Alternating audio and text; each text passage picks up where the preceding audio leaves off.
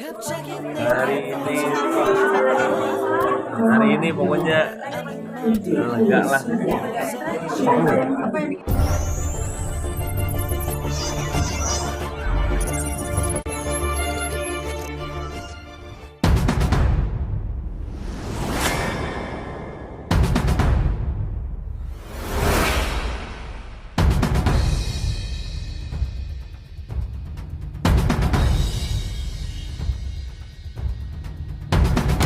Terkuaknya sederet fakta baru mewarnai sidang cerai Baim Paula.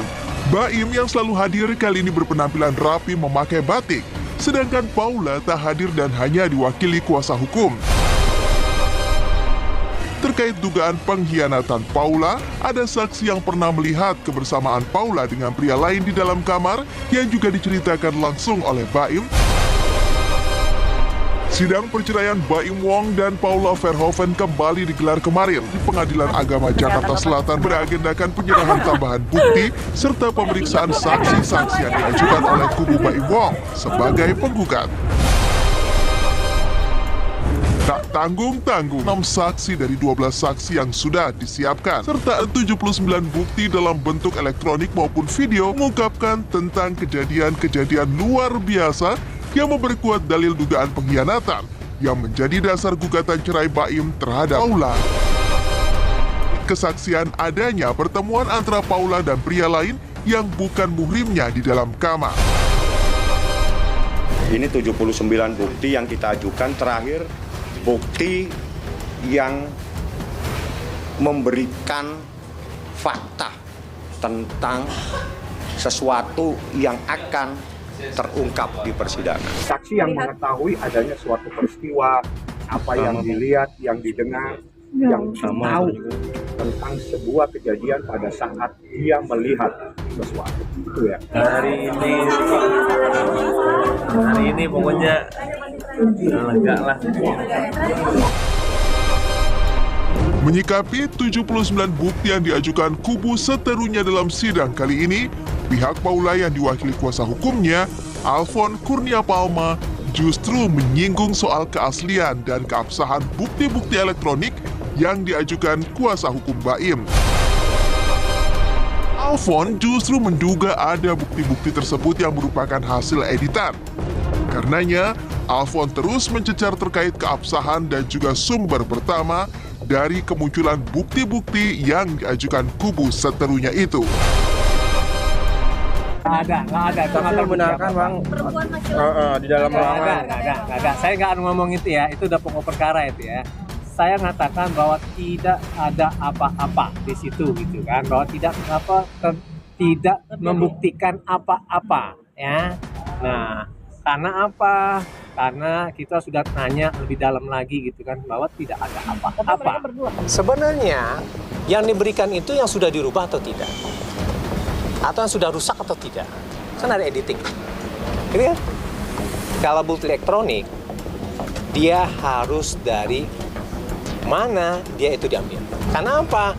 Karena dia bukan bukti yang bisa dipertimbangkan sebagai bukti yang otentik. Karena bisa saja sudah mungkin dan patut diduga. Selain sidang yang berlangsung sengit dan panas, pengacara Paula juga mengungkapkan jika kliennya justru merasa kian tersiksa lantaran aksesnya untuk bisa menemui kedua buah hatinya, Keanu dan Kenzo Wong, selama 2 bulan belakangan ini justru kian dipersulit oleh Baim.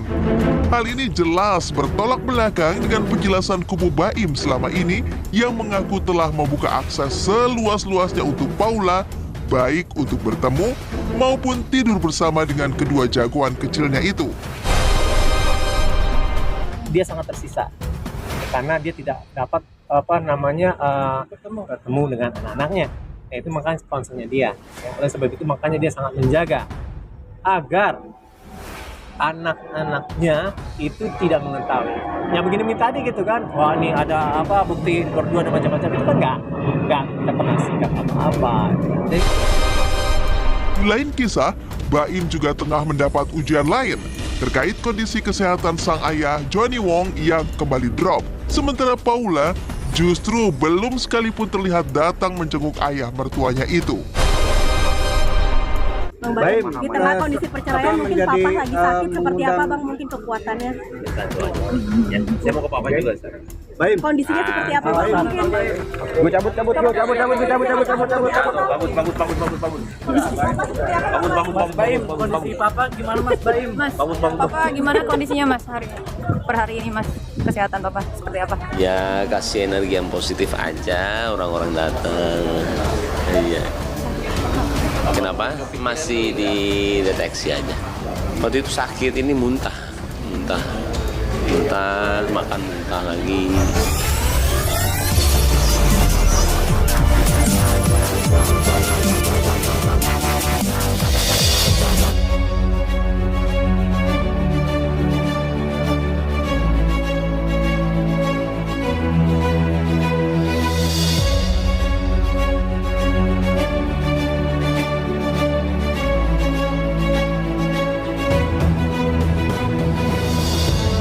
Pemirsa, konflik donasi Agus Salim ini makin panjang.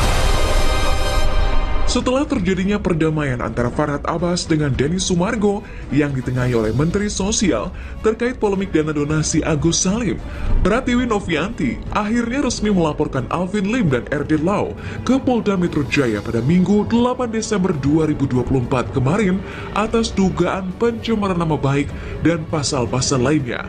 Didampingi oleh kuasa hukumnya, Novi pun mengungkapkan alasan dirinya melaporkan Alvin Lim yang juga merupakan pengacara Agus Salim tersebut ke Polda.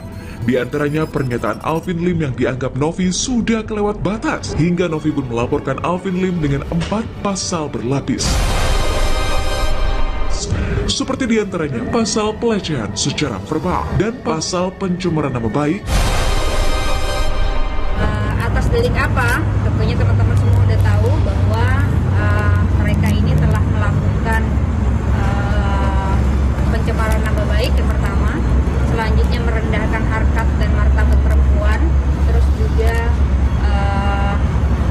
banyak hal, nanti silakan tanya di penyidik. Sebenarnya kita nanti akan kita menyerahkan semuanya ke penyidik ya. Salah satunya kami tadi mengenakan pasal pelecehan ya. Pelecehan secara verbal. Bagi saya kan ketua yayasan gitu, fitnahannya sangat tidak berdasar. Efeknya satu yang paling parah, efeknya adalah kena anak saya. Anak saya jadi ditanya, apa sih pekerjaan mama kamu? Apa sih arti kata gitu, jadi sedih banget. Perselisihan yang terjadi atas kasus donasi Agus Salim memang berakhir dengan banyaknya laporan-laporan kepolisian, salah satunya antara Novi dengan Alvin Lim. Alhamdulillah sudah lega. Kita ikuti prosesnya aja ya. Ada langkah selanjutnya mungkin setelah sini aku melaporkan kemana posisi siapa langkah selanjutnya.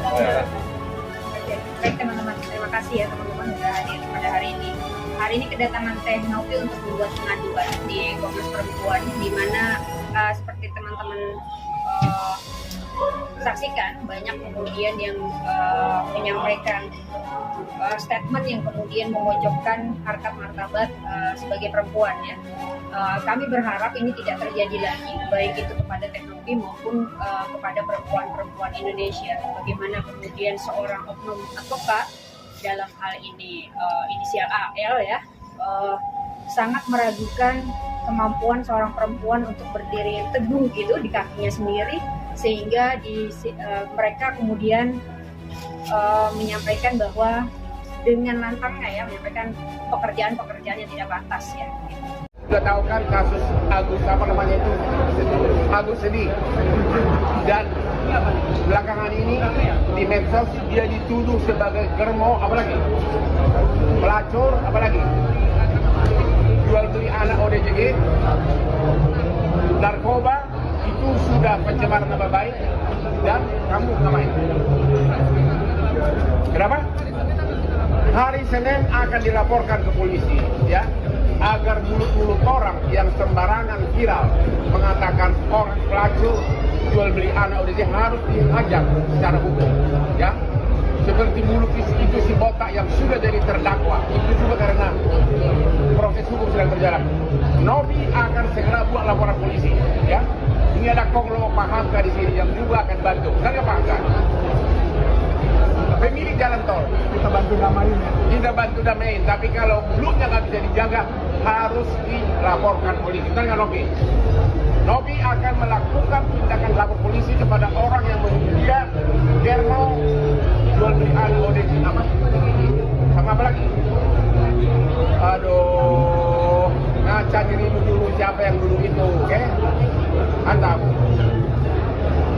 Pasti ribut.